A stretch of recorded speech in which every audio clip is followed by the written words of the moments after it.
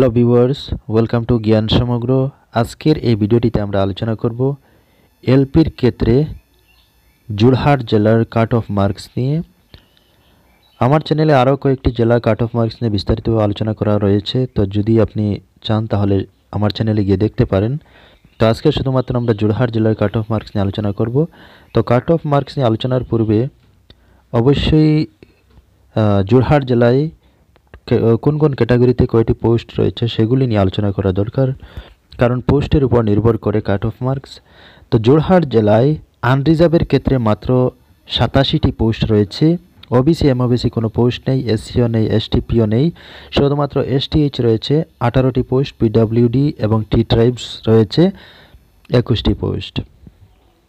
সর্বমোট 143টি পোস্ট রয়েছে যোরহাট জেলায়।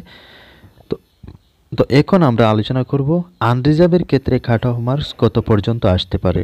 যেহেতু এখানে 87টি পোস্ট, তো সেই ক্ষেত্রে আনরিজার্ভ কাট অফ মার্কস মোটামুটি 62+ থাকবে, তার নিচে আসার কোনো সম্ভাবনা আছে বলে আমার মনে হচ্ছে না।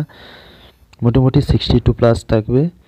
আর এসটিএইচের ক্ষেত্রে 55+ বা 54+ আসতে পারে, মোটামুটি 54 অবধি আসতে পারে এসটিএইচ।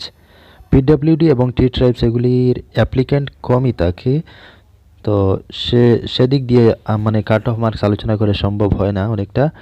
তো তাই পিডব্লিউডি এবং টি ট্রাইবস যারা অ্যাপ্লিক্যান্ট আছেন বা এই ক্যাটাগরির মধ্যে আছেন, তো নিশ্চিন্তে অ্যাপ্লাই করতে পারেন, বা যারা করেছেন নিশ্চিন্তে থাকতে পারেন, কারণ এগুলির ক্যান্ডিডেটস খুবই কম থাকে, তো অনেকটা ভ্যাকেন্টি পোস্ট রয়ে যায়।